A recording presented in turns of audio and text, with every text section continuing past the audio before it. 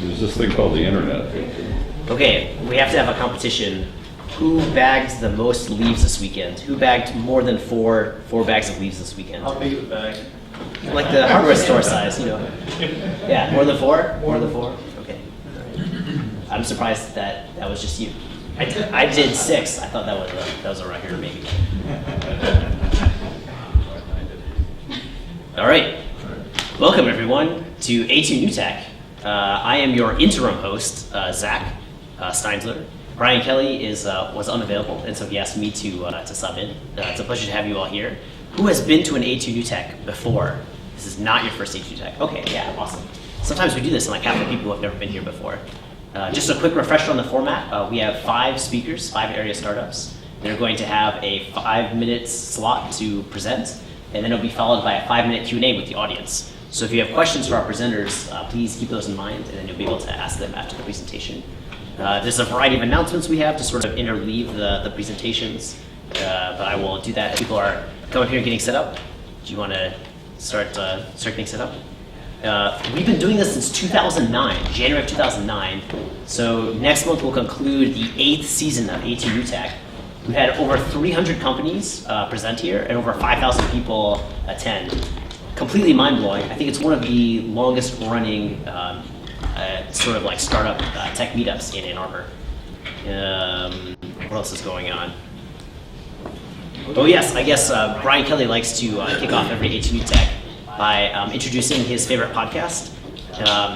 Has anyone here heard of Mythbusters? A TV show that's been running for 10 years. It has just ended. One of the co-hosts of Mythbusters, though, Adam Savage, has started a podcast called Tested that is a delightful variety of sort of geek pop culture, maker DIY topics, and things like that. And so, here we go. And so, if you're looking for a podcast to listen to in these winter months, I would highly recommend checking out Tested. Without further ado, I think I'm going to introduce our first speaker. Daniel Liu is here to tell us about Makers Club.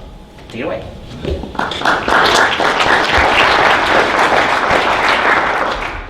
Hello everyone, thanks for coming out. My name is Daniel. I'm currently a junior attending Sylvania Southview, and I'm the president of Maker Club. Maker Club has been an idea of mine for a long time now. In fact, I originally thought of it back in freshman year when I originally saw the career tech classes that they had introduced in my school. In particular, B-Sport, engineering, VCD, programming, and business. These courses, if you don't know, teach students the required skills in order to succeed in their chosen field of work. And they create some really cool projects all on their own. The VCD students, they go ahead and they create 3D models. The engineering class creates robots. And I was thinking to myself, if this is what we can do on our own, what can we do together? And more importantly, what can we learn from this? So that's where Makers Club comes in. We provide students with an area where they can cooperate and communicate with their peers to create projects. Members are free to innovate their own ideas, they're free to suggest what they want to do, and at the same time they gain the necessary experience needed to work on large projects, extended projects over the year. And how it works, at the beginning of the year we all get together and we suggest what we would like to work on, and then we take a vote, and then we continue to develop this project over the course of the entire year. For example, our current project right now, if any of you have heard of Boosted Board, you know what we're trying to aim for. This is an electric motorized skateboard that can travel up to 25 miles per hour. I actually have the prototype board over here that we created using only $40. Other boards on the market are $1,000 or above, and our goal for this year was to try and aim well below that so that high school students or even college students could buy this technology. Unfortunately, $40 is all that we have managed to fundraise. Sorry. And we only have 5 customers, really. We've tried more traditional methods of fundraising, such as washing cars and creating bake sales, and we've spent a lot of time trying to organize these events, but we haven't really had any success, and we haven't had anything returned from all this effort we put into it.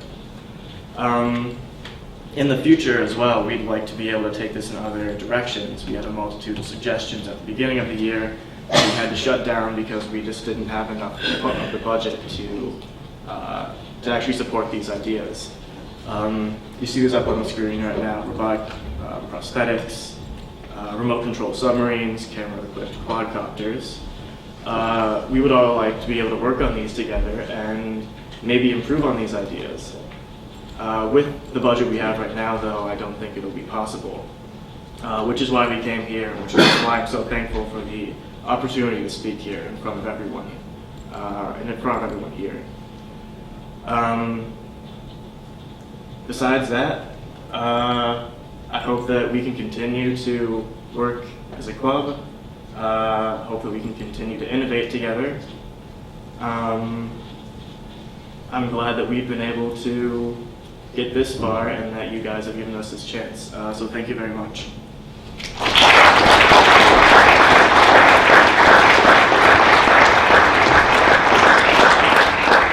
Okay, now of course the opportunity for the 5-minute Q&A. Does anyone have questions for Daniel about the Makers Club? It sounds like you have some really good ideas there. There's a lot of passion for this. Do you have a specific ask for us in terms of how we could help? Maybe donations, or what are you looking for from us? So $250 is the minimum that we could spend and create a feasible board for this project this year. And I'm asking that if any of you could donate any money, if we could maybe try and reach that goal of $250, we might be able to pass this board this year and complete it. Have you thought about a Kickstarter? Have you done any crowdfunding? Yeah, we have created a GoFundMe actually, and we didn't get any donations. Do you have the link? What's the link? We have a website on that called sbmakersclub.weebly.com. So after this event, if you go to a2tech.org, and if you post a comment on this event, it will be accessible to everyone in the meeting. Okay.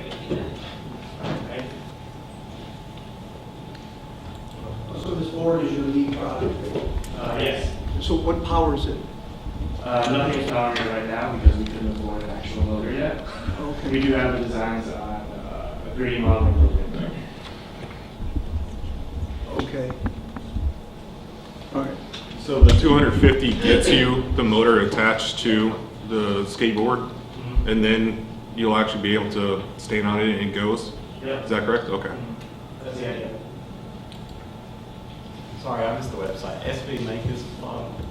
Yeah, SB Makers Club. At Weebly.com? Yep. Samsung and Lincoln Motors have programs where they do provide free motors. Oh, really? Yes. So just get up on their websites, look, at their charitable side of it, and they will. If you're as long as you're in a school system, you're good. Okay. Wow. Thank you. Yep. Yeah, you can also check out A2eSkate. There's actually an electric skateboard community here in Ann Arbor, and it's one of the more highly evolved such groups in the country. But they have a Facebook page. Go to A2eSkate. Just go to A2eSkate on Facebook. They have tons of resources. I'm sure that they will donate a bunch of stuff. Okay. Thank you very much. Yeah. After getting a working prototype, where are you looking to go from there? After that, I think we're going to try and move on to other projects. We weren't planning on marketing this actual product to anyone, but sell it. We want to go for the experience as of now in the future we might think about actually working with other people that have this.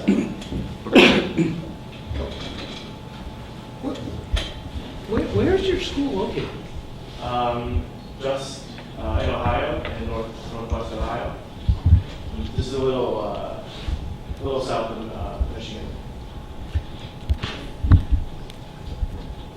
What are your thoughts on smoke detector / carbon monoxide detector for the deaf? So we had a lot of ideas about that from the beginning of the year. We were thinking of foul odor that it would emit so that it would wake them up, kind of like the salts that you would hold underneath someone's nose in order to wake them up. We didn't get far enough into the process to actually research more about it, so we don't have much more beyond that. Hopefully in the future, if we decide to pursue that idea, then we'll be able to continue to develop it. Do you accept cash? Yeah.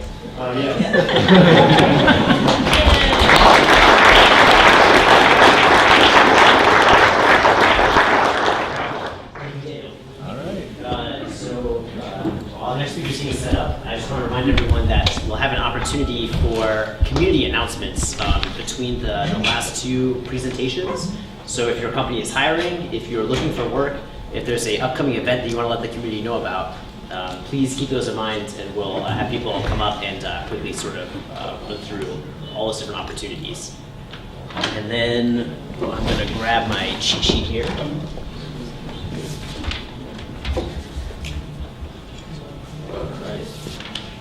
Cool, that looks good. Our next presenter is Solomon, and he's here to tell us about Touranb. Yeah, something like that. Tour Africa and beyond. It's an abbreviation. Okay, thank you. Hi everyone and welcome. My name is Solomon. I work in software industry in the automobile, one of them in Detroit. I'm here with Touranb. It's a travel company, as the name says, Tour Africa and beyond. It's associated with Africa. So if you want to visit Spain or Hawaii, it's very simple. Save money, find time, park and go. Google and other applications in your smart device will help you to navigate. But if you want to visit, for example, Kenya, the birthplace of Barack Obama,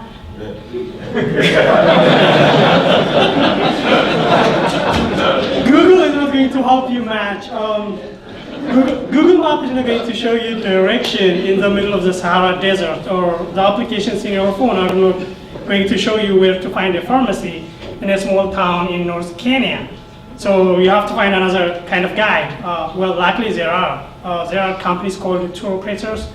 They are small companies, local most of the time. They will help you from the beginning to the end of your trip. They will take you for lunch, take you to the pharmacy if you want, or take you to places like this where this picture is taken. But how can you find those tour operators and how can you arrange your vacation? That's the question. But before that, let me ask you this question. In the 1980s, or before the internet age, if you guys want to buy a plane ticket, where do you go? Oh, you guys are all young? Right? Yeah, agencies, travel agencies or travel agent. You go to them, call them, or go to their office and buy your plane ticket. The same thing right now. If you want to arrange your vacation to Kenya, you have two options. One is travel agents, they are third party. The other is contact the tour operators directly. You have to search them on the internet. It's not easy to find them. And this process is long in terms of time, and it's expensive, and it's boring. So why don't we solve this problem? So we saw like how Expedia solved the booking system, the booking problem. They created an application and do it online. You search, book, pay, and you're done in 5 minutes if you want to go to Chicago or wherever. So the same thing, we created an application, a web application that's responsive to any device. You search, we have the data of the tour operators in our system.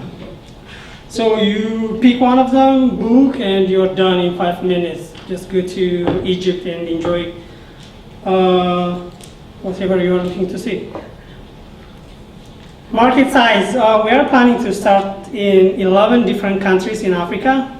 We chose these countries because their annual tourism income ranges from 1 billion to 13 billion US dollar according to the world map data. And one country is blue, that's not good.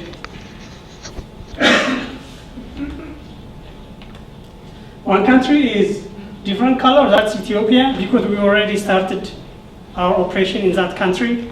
I will come to the detail later. Our customers are mainly in North America and Europe. Our application supports 5 different languages right now, and it processes major credit cards. Revenue model, we take 10% of any transaction that passes through our system. We take the money from the tour operator, not the customer. We don't take a penny from the customer or the tourists. Where are we at right now? We already started registering tour operators in Ethiopia. 16 of them showed interest. 7 of them signed the agreement and they're dumping their data to our system. They do it online, they have account in our system. We already established a good relationship with the government tourism minister. Competition, we don't have a competition in our class. There's no company who do this online. There are travel agents doing it traditionally, like 1980s. The team, we don't really have a good picture. I got this from Facebook's. Core team, me and Leon. Leon is a friend of me. All of them are a friend of me. We went to the same undergraduate school, some of them to the same high school. So long-time friends, best friends. Leon is a smart guy. If you ask me to mention 3 people who are smart I met in my life, he's one of them. Ayalew, a family of him owns a tour operator company in Ethiopia. And Sarah is another friend of us who have a successful startup experience. Why are we here? We are looking for funding mainly. And any other help, advice, whatever you guys have to offer. By that, I will finish my presentation.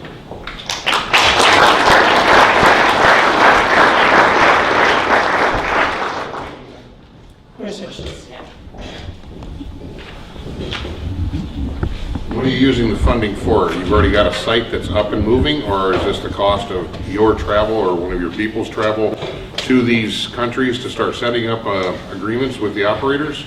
So the MCP is finished, our application is running. We are registering for companies right now. But to make the big business, we are planning to work in North America and European countries. And we have to register other tour operators in other 10 different countries, right? So we will need some running costs. We are not going to generate revenue which is sufficient for running in the next 3-4 months. And is this app just strictly for the moment that they hit the wheels on the ground for the tour from that point forward? This is our application we are going to use forever. No, I'm saying, is it, do you have the ability, are you tying into airlines, to the flights, to getting them in and out of these countries, or just strictly once they're in the country? No, it's only tour package. If you want to buy a tour package, you go to our website. You don't really handle flight tickets and others. The other features are like, if you want car rentals, we also have that feature, and other services like people travel in group. So if you want to create groups online in our system, we have something like Google Plus type of feature. We can make groups. So those are the kind of services we provide in our online system. Sure. What about trust? What mechanisms are in there right now that are trust, and then what's coming? Trust means like, will customers trust our? Yeah. Oh, that's a good question. Well, what are the options you have right now? You have 2 options, as I said. One is contact the tour operator who operates in Kenya. They don't really have a good website. When you talk to them on the phone or on the email, they will ask you to deposit some amount, like 50% of the total, into an offshore account. So that's where trust is really a big problem. Our system, it's in the US. So what we are thinking is like, a company established in the US will build trust through time. At the beginning, it's going to be a challenge. I mean, trust is something you build through time, right? Just like Expedia or other companies. I mean, they came from a big company like Microsoft.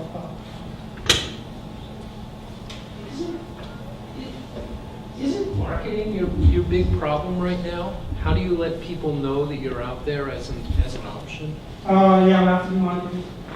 We're doing through YouTube, stuff like that. But marketing is a big challenge. Reach out to our potential customers. Do you have any ideas how you're going to solve that? Two things, two options. One is internet. The other is the Minister of Tourism of those countries.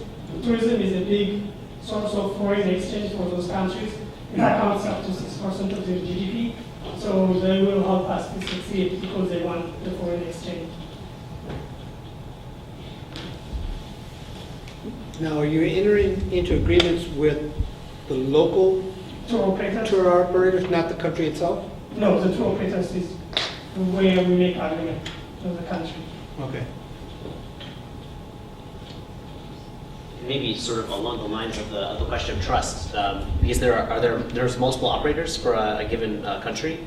Is there a way to receive reviews or ratings or hear about other people's experiences on these trips, or? Yeah, I mean, that comes after they take the trip. Trust from the tour operators, if that's the question. I mean, 7 of them signed our agreement. That means they are trusting. 16 of them showed interest. That means there's trust to use our system. But still, we have to work more. Yeah, but I believe this trust was from the consumer side. Yeah, consumer side, that's something we have to work on, just like new companies. Mm-hmm. So the 2 operators that you do have signed, do those have a set pattern of history? Because, I mean, that you can use their version of Yelp in Africa or whatever else. Are you able to use them to say that XYZ company that you set up? Because if you have 7 of them who have signed agreement, then then a consumer has a choice of who to select from, correct?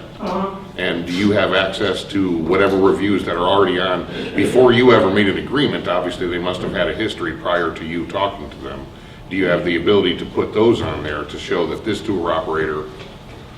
Yeah, for example, if you see in our application, there's like a star, like what do you call rating. Okay. So that's a good indication for the customers. Cool, thanks so much.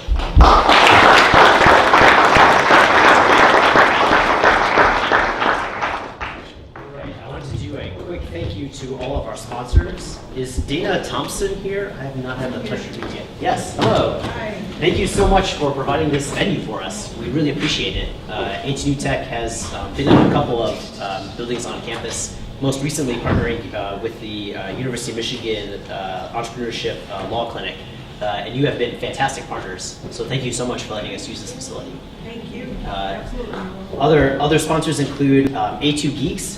A2 Geeks is a very unusual sort of meta organization here in Ann Arbor that provides support to other groups that are trying to find venues, sort of get set up, get on their feet. The Ann Arbor Mini Maker Fair, and actually all Mini Maker Fairs were sort of created by, the idea for Mini Maker Fair started with A2 Geeks, who put on events like Ignite Ann Arbor, A2 New Tech, stuff like that. Our fantastic videographer, Roger Rail from R2 Vive, is another one of our fantastic sponsors. And then lastly, but absolutely not least, is Scott. I think he's hiding out in the back. He organizes a number of great events in town, including A2 Brew Tech. It's offset from 2 weeks from A2 Brew Tech. It's an opportunity to get out to one of Ann Arbor's fine establishments and enjoy refreshments and good company. And also Coffee House Coders, a great way to meet people who are working on software side projects and learn a little bit more about programming. So thank you to all of our sponsors, and please welcome our third speaker, Hongwei Zhang. Thank you.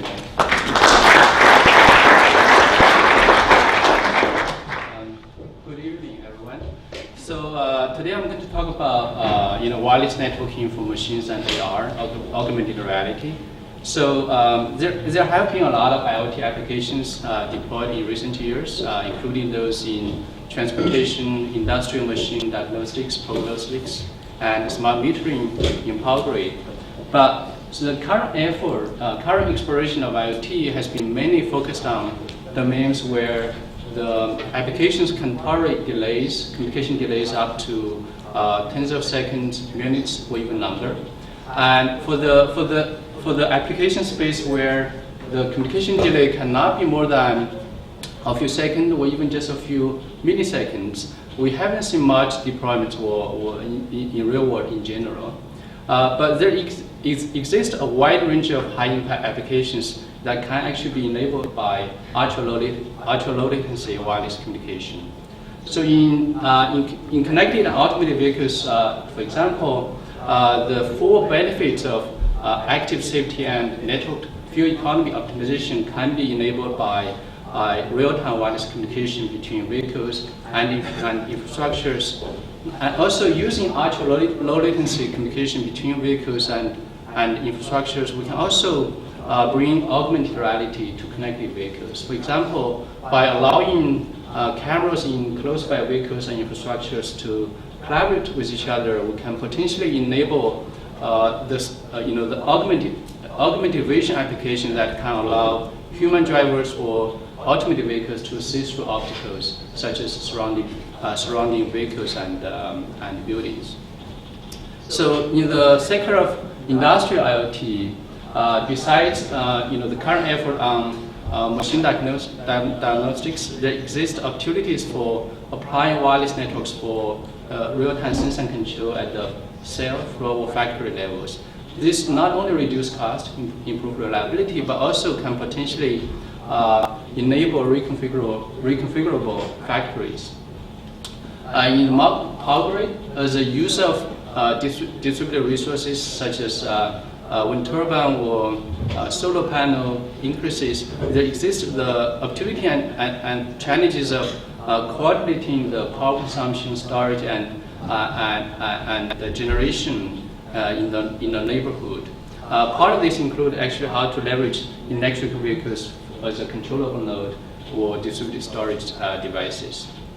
Now, for these applications, it's critical to enable predictable real-time wireless communication between the involved entities. But wireless communication itself is actually subject to complex inherent uncertainties and dynamics. And despite decades, the long history of wireless network research and practice, there remain actually several major challenges that we need to address before we can actually enable the range of applications in real-time sense and control. For example, one of the canonical problems in wireless networking is co-channel interference. That is, in a large-scale network, if many nodes try to transmit at the same time, they may actually cause conditions of wireless transmission signals, which would lead to packet loss, low reliability, and large delay in communication. So this has been a problem for decades, but up to this point, we still don't have the proper solution to the problem. So this is actually the case for the current industry practice in using IEEE 802.11p based solutions for connected vehicles. So in my research group, we have been looking at the question of how to enable predictable real-time wireless networking for mission-critical sense and control. Fortunately, we have been able to make decent progress in recent years, including solving the decades-old open problem of predictable interference control. By controlling interference in a predictable fashion, we are able to enable high reliability, low delay, high throughput in wireless communication. So for the sake of time, I'm going to skip the details. Here, if you're interested, we can talk about in detail afterwards. But to summarize, I think the use of wireless networks for mission-critical real-time sense and control represents a major paradigm shift in the use of wireless networks. It turns out it's also one of the basic enablers for several key industries around this region, including the transportation and manufacturing. So I think there exists actually opportunities for us to develop solutions for this new era of real-time wireless sense and control. And if this is something that may be of interest to you, I'd love to chat with you and see if we can work together to bring research prototypes to production systems in real-world trials and deployment. Thank you very much.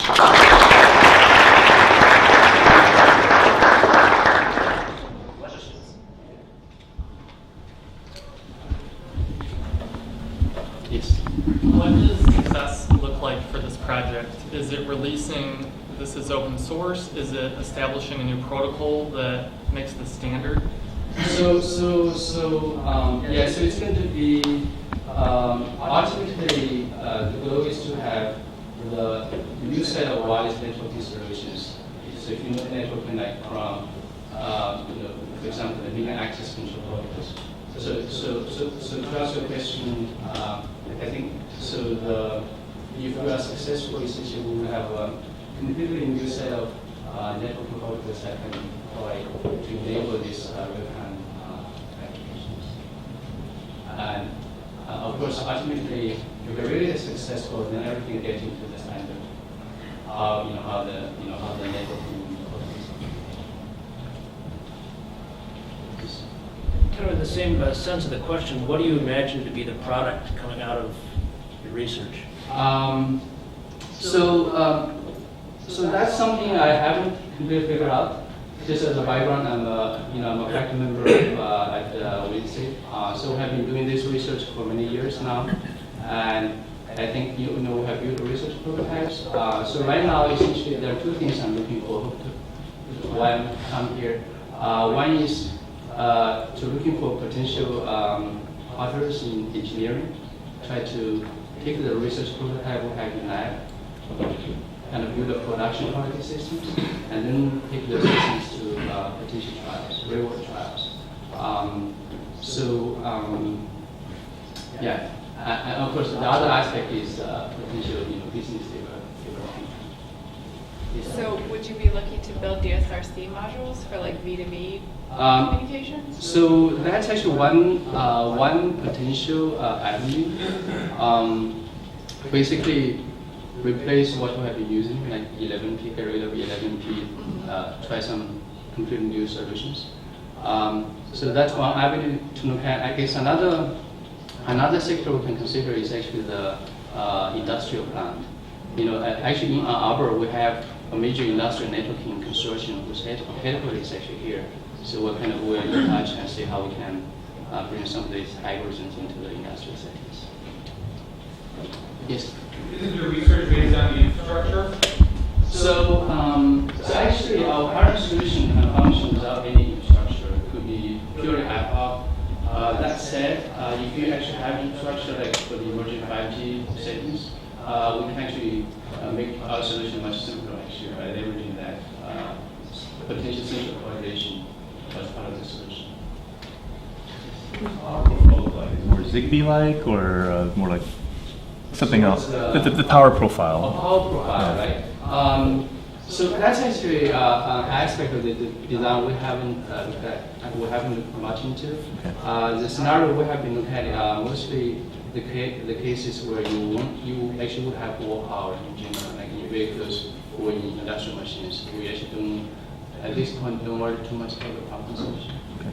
But that said, I think some of the algorithms can be applied to some of the Zigbee networks to provide better guarantee on reliability and timeliness. So you already have the technology, right? You've got prototypes of it. You're looking to implement it. Right. Not to get too commercial, but is it patented? Yes, we did file a patent. Some of the core technologies we have filed that for various countries. I'm a professor, right? So I don't have enough energy to. I'm kind of more on the research side, but I feel kind of passionate about some of the results we have. So I'm kind of looking for really partners who can go beyond research and what we cannot do in the past. Are you aware of any existing customers out there in the marketplace that are solving some of your problems? So answer is yes. Back 4 or 5 years ago was when we started some of this research. There isn't much industry interest. Now, if you look at the 5G seminar research, there has been a lot of interest to look at. In fact, if you look at 5G, one of the core difference is actually we can offer those applications that need ultra high reliability and low latency communication. So answer is yes. Yes. So how do you think this is going to be applied in, say, automotive applications? So I think there could be different ways of rolling this out. As a first step, I think we can think about, if you look at the current trials, all the connected large-scale trials, including what we have in Arbor here, which is wonderful. But so the current solution are based on 11P, which doesn't give you enough predictability in terms of reliability and throughput control. So what we're doing, starting kind of this process is to implement the algorithms using the existing commodity chipset. You can actually do that. And then once you can build a decent high-quality platform based on that, then we can look at different strategies of like funding early adopters. The application library we have right now is actually the base applications. We're kind of, as a first step, we are planning to deploy some of these solutions in the first control vehicles.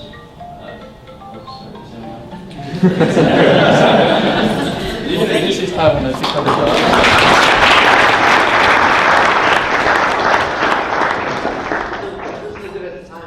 to mention that afterwards the speakers will hang out for a bit. So if you have additional questions or additional comments for them, there'll be an opportunity to discuss them then. I have lost track of my next speaker, Rachel. Oh yes, you are up next. And then while she's working on getting set up, there is a unofficial tradition for A2 New Tech. Although I don't know if you can call it a tradition that's 8 years old unofficial anymore.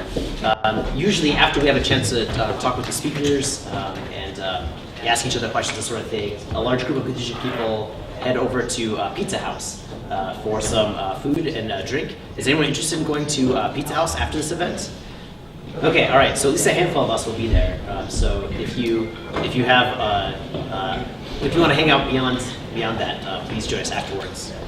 Yeah, and then there's the trick here is just to switch it.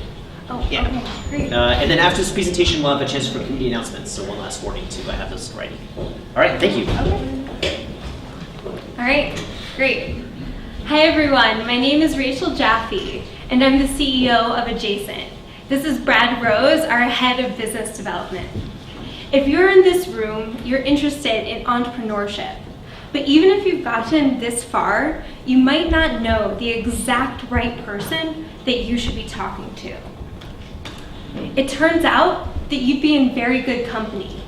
In our consumer research, we've found that early stage entrepreneurs face immense barriers getting started. This includes finding co-founders that can help them build their ideas into reality. This includes a community that can give them constructive feedback to let them know if they're going in the right direction. And this includes mentors to help them push their company forward. What this means in numbers is that there's about 25% of Americans that have said, yes, I am interested in creating a business venture. But about 49% of these people have found these barriers insurmountable. So, what we're offering is a community-based app that helps emerging entrepreneurs find these local co-founders, mentors, and supporters, and then to build them into a personalized community. I like to liken it to having A2 New Tech in any room you walk into. So, how it works. You begin on Discover, where you look through lots of different cards of skills and mentors and expertise right around you, and you can follow different ideas. When you find someone you really want to collaborate with, you can meet in person, and if it works out, you can add them to your collaboration. Now, I want to stress that this is an ecosystem. People with skills gain access to really interesting projects that can lead to future job opportunities. And mentors can gain access to innovative ideas from the ground up that can lead to future investment opportunities. While entrepreneurs, they get the community they need to move their product or service forward. Now, we do have a few competitors, but I really don't think they match up. We have Co-Founders Lab, which is a website that lets you look at co-founders around you. However, Adjacent is very different in one key way, and that's everyone begins anonymously. This is because we believe that your ideas and your skills should shine through, and not your gender or your race. So what we're trying to do is to create buy-in before bias. Our second competitor is Flare by GoDaddy, which helps give entrepreneurs this initial validation, but really fails in providing them a long-term community or a team. Finally, we have WeWork. They have a wonderful app. However, it's focused on later stage entrepreneurs, and it's $45 a month. But this gets us to how are we making money? We're beginning with entrepreneurship programs, like at the University of Michigan. And we're gonna work with them to help them track and increase entrepreneurship on their campus. Next, we're moving out to corporate campuses to help them increase rates of entrepreneurship, as well as to set competitive benchmarking to help them understand how they're doing in comparison with the rest of their space. Finally, we're offering targeted advertising to companies that want to give support services to entrepreneurs. Now, why us? When I began this journey, I was an English major, and my co-founder, he was a philosophy major.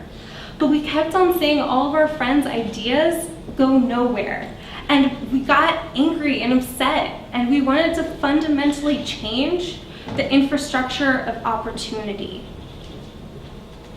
So, we're in beta on iOS and Android, and we really want to invite you to become a part of our community, so we have a really vibrant group of people on the app before we launch. We're also looking for UI designers. And thank you.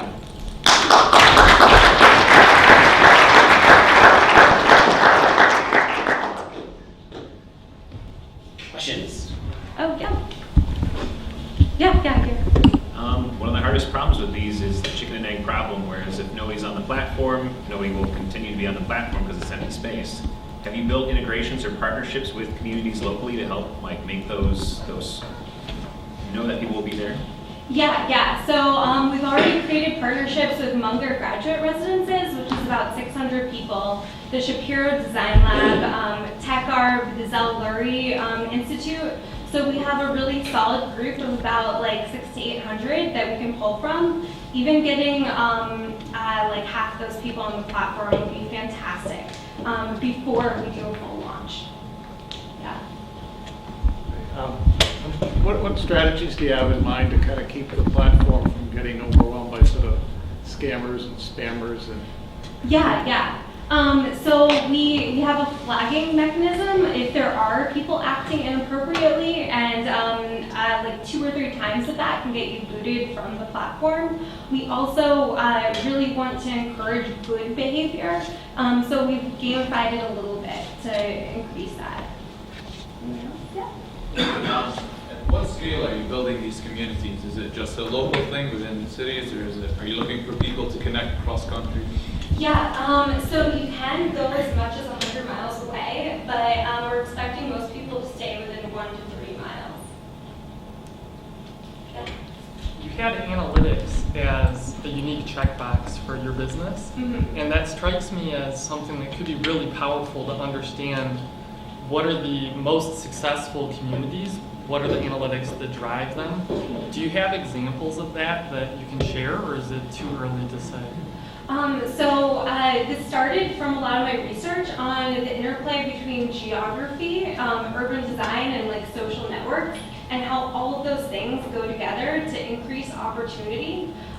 So from the research side, yes, there are very distinct examples of how IP is related to transportation networks, but we'd be really one of the first people looking at not the neighborhood level, but the individual level. But the theory stands up. Anyone else? All right. Oh. Can you talk really quick about how it works again, where you first go into the app? Like, what happens? How does that walk through? Yeah. So you start out by discovering people around you. So the 3 types of cards are skill cards, mentor cards, and idea cards. And you can sort for either one of those people or all of them. And just you begin by liking and following these different ideas, and each idea has a wall with the community's discussion. So by following an idea, you get updates on your activity feed. I liken this to being a part of the idea's bigger circle. But if you want to get more involved with it, you have to ask to be a part of their specific collaboration. So that's saying, I don't want to just passively know more and like contribute occasionally, but I want to be a part of your team. And they have to accept you into it. And we're really trying to encourage people to accept people they've met in person and really have people that they trust. So there's sort of 2 different levels of engagement that we're creating on this. It sounds like there's a lot of permissions and interfaces and levels, and like it sounds a very intense app. How much of it have you built, and what's the technology stack? Can you talk a bit about that? Yeah. So I would say we're at about 80%. All of the Discover feed is there, the activity feed is there. We still need to collect the data for the analytics, but we're on both Android and iOS, and it's mainly like JavaScript, but it's pretty solid. Most of it's there. Yeah. All right. Anyone else? Okay. Thank you so much. All right.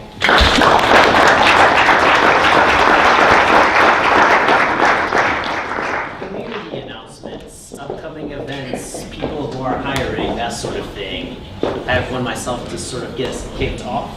There is a Geeks Social Chili Cook-Off coming up in the month of December. A2 Geeks is hosting an event December 11th, 1 p.m. at MakerWorks. And I will post more information about that on the event page, as I would encourage anyone else to do with a community announcement. Do you have a, yep, go ahead. My name is Russell Schindler, and I run a group very similar to this in Traverse City called TC New Tech. Not knocking this group, but we get about twice as many people up in Traverse City as I see in this room. Last month we had 150 people. I think part of the reason is after we do the meeting, we offer free drinks. So it may be that people are showing up just for that. But anyway, so our Christmas party is next month. We do our meetings the first Tuesday of every month. So December 6th, we're having our Christmas party, and we're hoping to have a record-breaking attendance. So again, free drinks, and it's just basically the same format you see here. And everybody that's presented, including you, we'd love to have you guys come up there. And there's actually been a bunch of people that have presented here that have also gone to Traverse City and presented there. So we need a party bus. Exactly. You're going to arrange that, Roger? So, all right. Thank you. Other community announcements? So we are reviving the Ann Arbor mobile app, gaming, VR, and Internet of Things meetup group. The first meetup is going to be held on December 1st, and we're going to be bringing in VR goggles. So a lot of people, they're excited about VR and they want to try it out and see what it's like. So we're going to bring in goggles. You guys can put them on, try them out. And then after that, we're going to talk about the business case for VR. What kind of feature does it have? And it's a real discussion about virtual reality and virtual reality enthusiasts. It's going to be on December 1st at 7 p.m. at Ann Arbor Spark. So it's literally right next door. Thank you. Speaking of Spark, I don't know how many of you guys know about the Tech Homecoming event that's on November 23rd. I just wanted to remind anyone, or let anyone who didn't know, I'm Jessica. I'm with BitBrew, a local startup, tech startup, and we're one of the companies attending. So if you guys have family coming in from out of town over the weekend, they're interested in a tech career in Ann Arbor, or you're interested in a tech career for them in Ann Arbor, encourage them to come out to Babo between 4 and 6, Yeah, 4 and 6. 4 and 6, and free drinks, appetizers, and get to know some of the opportunities with tech communities here in Ann Arbor. Great, thank you. Hello, hi everyone. Welcome to the law school if you haven't been here before. My name is Emily and this is Jade. We're here from the Entrepreneurship Clinic, and after we speak, some students from the Transactional Clinic will say a few words. We are located right upstairs. We are a clinic here at the law school that offers free legal services to entrepreneurs. Yes, free. We do all kinds of things. We do entity formation. We've done terms of use and privacy policy, licensing agreements, contracts, you name it, and we can try to do it. Maybe we can. So we encourage you to apply. I'll let Jake say a few words about the IP stuff we do. Yeah, so another form of legal services that we provide is related to intellectual property, which typically for startups takes the form of provisional patent application support, trademark searching and advising and counseling, also a lot of IP licensing situations, licensing patents or contracting for copyright licenses and things like that. But really all types of IP counseling and support we can provide as well. And if you guys want to apply to the clinic, just go ahead and search Michigan Law Entrepreneurship Clinic and you can fill out an application online and you can apply. And we'll be in the back. Karina's in the blue back there. We'll be in the back after this, taking any questions you may have. Yeah, we're gonna, sorry, I didn't quite realize there would be so many community announcements. We're gonna pause. We're gonna have the rest of the community announcements at the end though, and we're gonna give our very patient speaker, Soraya, a chance to give her presentation. We will conclude the community announcements though after her presentation. Thank you. So please welcome Soraya Kim from the American Center for Mobility. Yes. Thanks.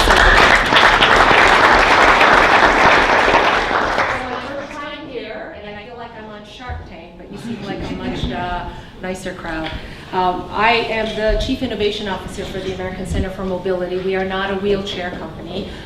We are a test facility, or we are building a test facility for connected and automated vehicles at Willow Run. I'm going to whip through a bunch of slides, so just bear with me and you can ask me questions at the end. This slide actually is a video that was taken by a private person on I-94. Some years ago, there was a huge car accident, I don't know how many cars, but it was a big pileup. And as the person's taking it, it's just cringeworthy. You see semis coming and piling up, and you just see, car crash after car crash. And the point being that with automated vehicles, that can be really prevented. So we're very much supportive of the automated vehicle developments at Willow Run. So Willow Run, for those of you who are not familiar, it used to be a bomber plant back in the World War II time. And President Roosevelt asked Ford, can you build a bomber plane a month? And his response was, we can build one an hour. And actually, he built one in less than an hour because he rolled out 25 planes a day. So very cool history there, and that's where the history of Rosie the Riveter started. So lots of history, very, very interesting, and history of innovation as well, which is where we would like to, American Center to be continue with that history of innovation. Right now in the world, there's kind of a race going on to build these tracks for connected and automated vehicles. There's currently one in Sweden and one in Spain. China has just announced one. Back in June of this year, they announced their first connected and automated test track. It's much larger than ours. I think it's something like 150 acres or 150 acres. So we are working on building out the Willow Run, and ours is a nonprofit testing and product development facility designed to enable safe validation of CAV technology and also accelerate the development of voluntary standards. We actually have one other component to this. So we have the testing and validating, we have the standards, accelerating standards, and we also have an education piece that we're finding is much more important in this space. So we want to be able to educate students and also train the workforce and also include professional development. I'm just going to jump through. This is what the site looks like now. The bomber plant has been demolished, so there's nothing there. It's kind of not very attractive. And this is what we would like it to look. And this is in proportion to the airport that is next to us, the Willow Run Airport. So we will be up in the northwest side of the Willow Run Airport. For those of you who are familiar with M-City, which is part of the Michigan Transformation Office, the difference with the the M-City and ACM is that M-City is really focused on early stage research. Ours is focused on the testing and validation before deployment. Also, I think the difference will be that M-City is a membership model, and we are not a membership model. We are really more pay-as-you-go. We have a lot of support. We received our first initial fund of $20 million from the state of Michigan. The MEDC, through its Michigan Strategic Fund, has given us that $20 million, where we have partnerships with the University of Michigan, MDOT, and Business Leaders of Michigan, which is a collaboration of about 70 CEOs in the state of Michigan.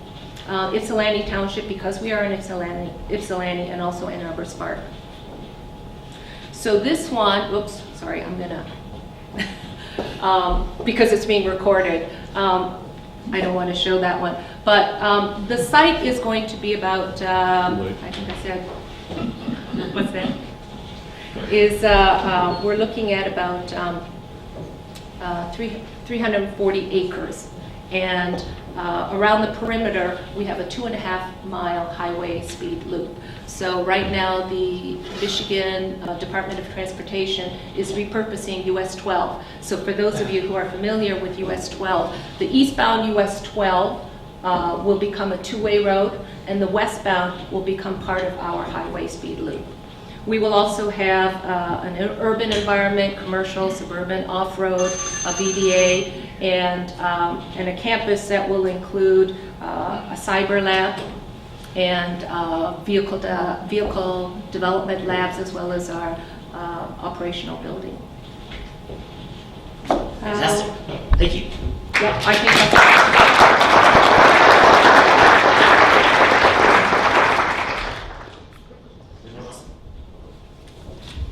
I have a question. No one else does. Yeah. What are you looking for from us? It's more of a sharing, letting you guys know what we're doing so that we can be part of the ecosystem that we build here in Southeast Michigan. And how can you be more competitive than M-City? How can we be, our focus is totally different. Please explain.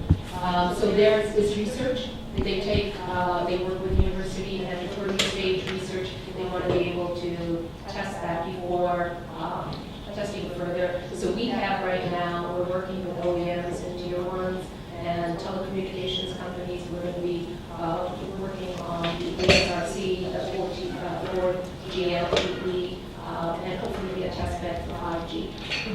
The M-City does not have that. What's your schedule? Our schedule is to build out the first phase of our project starting next spring, and finish that first phase, which will include the highway speed loop and a part of a campus by the end of 2017, with the remainder of the project to be completed by 2018. Yes. So I'll ask the same question I asked at M-City during the open house. Where are the potholes? And the answer was, we're going to build those next year. We will have potholes. Good. Because until we get those fixed, it doesn't matter. We actually will, and there's been a lot of interest in having artificial weather created, so we will have fog, rain, snow, ice, all of that. Yes. You said instead of membership, it's going to be pay to play. How are you fielding concerns that the OEMs and tier ones have about confidentiality for what they're testing? So we have, there are different business models. One is if you want to use the facility or the site exclusively because of confidentiality, there's a higher rate for that. You can also share it, so you can share an environment. Let's say you want to use the highway speed loop. You don't really care, about the confidentiality part of it. You can share that with other users as well. But there will be perimeters and fencing so that there are protective measures almost between the different environments.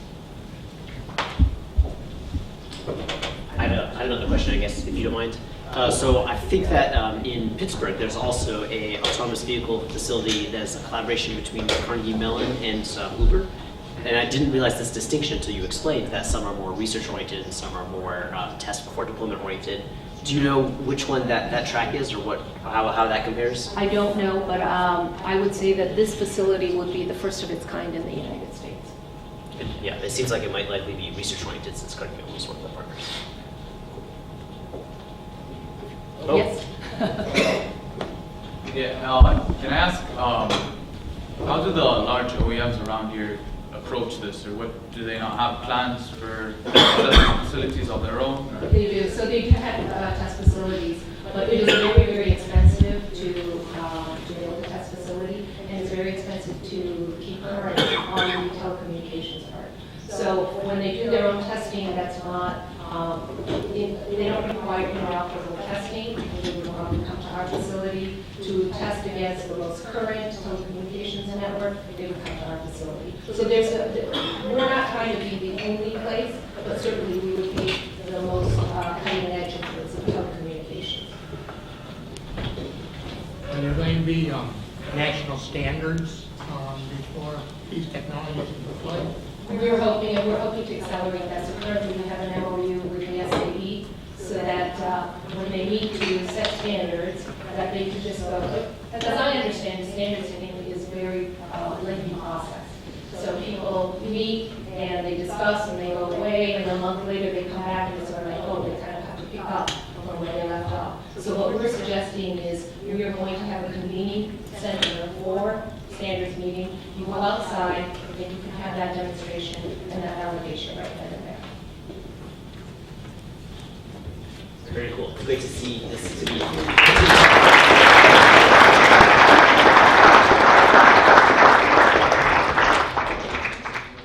And then the thrilling conclusion of community announcements. We have a little bit more time if other people want to share upcoming activities.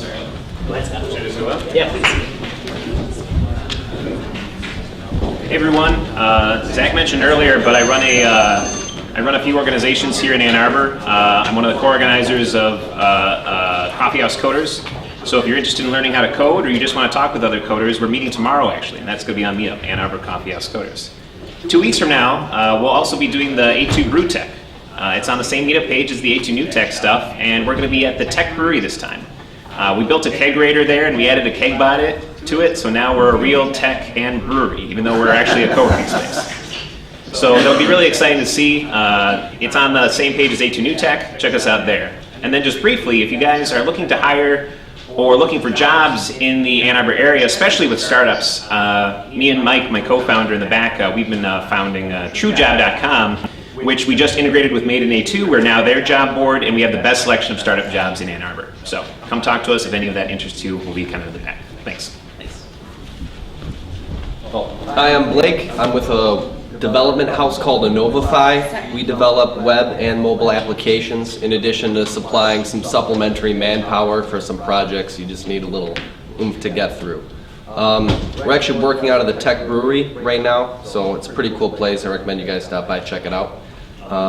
And that's it. Yeah, I'll leave some cards up here. Thanks. Hi, I'm Winnie, and this is Elisa.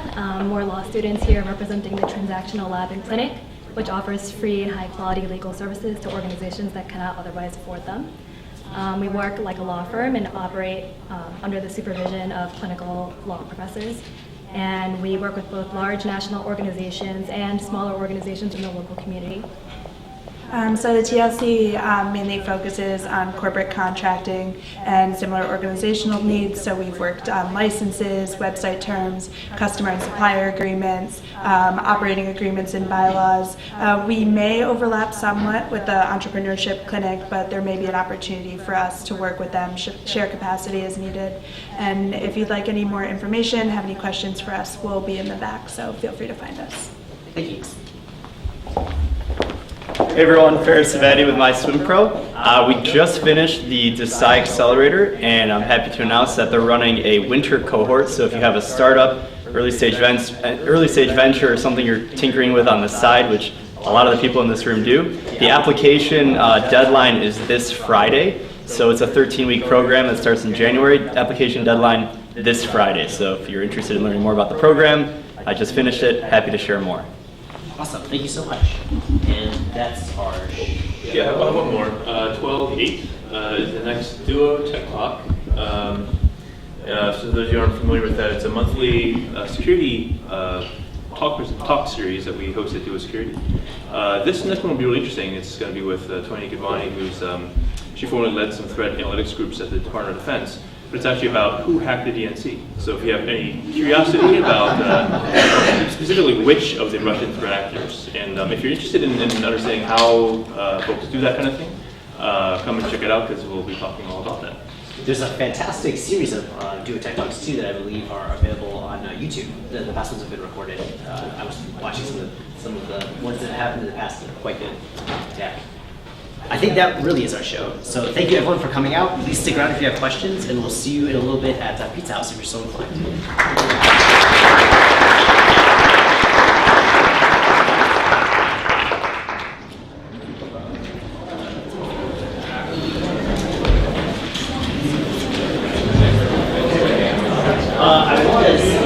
I was in 2003.